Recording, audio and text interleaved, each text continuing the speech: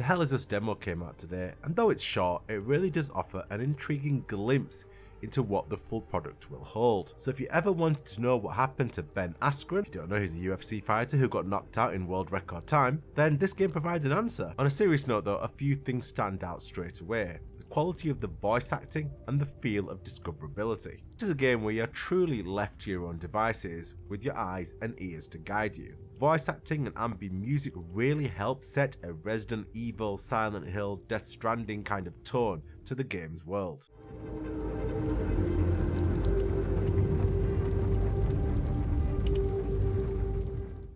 The lack of guidance adding to the tension. There are no maps, you have a compass, there are no waypoints or markers, it's you, your little notepad, and that trusty compass.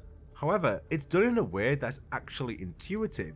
I was really scared that this would be a game that's like finding a needle in a haystack in a massively wide open world, and I hate games like that. I need a little bit of structure to my game, and I'm happy to report that Hell Is Us has that teeny bit of structure. It doesn't hold your hand, it doesn't even get anywhere near your hand, it just gives you a vague guiding light. And I do have to praise the developers here. They really set up that investigative nature of the game really well, and they explain it and they kind of show it off in the demo in a way that lets you know what you're going to get into in the full product. Your iPad, basically like a portable inventory system, shows you all the clues you've gathered. It shows you how many clues you can gather for an objective, so you don't ever feel too lost, while also letting you go over a variety of different pieces of information and notes that you've found that lead you to a variety of different discoveries. You can of course solve it with 0 clues or with all the clues, but at least it gives a player a nudge in the right direction. I've got to admit, sometimes I feel like my brain switches off in games due to the sheer amount of help you get with maps,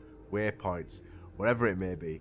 And in The Hell Is Us, I felt like my brain was engaged from the beginning because I felt like I had to. Side objectives or good deeds, puzzles, etc. They all open up in various ways, and it's up to you to go find the methods to open up these extra bits of content. They're completely optional and you can happily pass them by, and I believe you'll pass many of them by in your first playthrough. Now in this small sample size in the demo, I'm happy to report that these side objectives do actually offer meaningful upgrades, because there's a decent amount of build crafting here, a surprising amount actually. You get glyphs in weapons, you get little bits and bats you can add to your drone, and you get passive and active runes, it looks like, that can go into your gear. So there is stuff there to find and build crafting to be rewarded with. Combat has a mix of Bloodborne's regain system, Sekiro's parry and stance system, as well many games execute on parry finisher system. As I mentioned previously, glyph slots in weapons, nodes for your drones, and a passive and active slot for your character allow for some customization, as well as player expression. The demo ends as you enter an open world area showcasing some fascinating obstacles on the horizon, and a world full of intrigue, backed up by an exploration system that doesn't get anywhere near your hand, never mind hold it. That's going to be a big positive to some.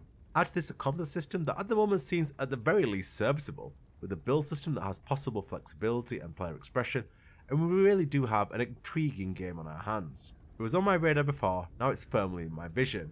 Possible issues? Well, enemy variety could be one. Enemy sponginess I've seen mentioned in some previews. That isn't a case in the demo, but the demo is very early doors. Something to keep an eye on, but if it's already been expressed as an issue by previewers, then I'm sure they are looking at it. I'm really intrigued by this. I cannot wait to play it. Full game. Not normally a game I like to play that really lacks any kind of structure, but the way they're doing it here definitely has caught my attention. I'll be picking this up on day one release. Let me know if you played the demo, what you thought of it, what you think of the concept of this complete non-hand holding style of game. Thank you very much for watching. Take care, like, subscribe, blah blah blah. You know how it works. Peace.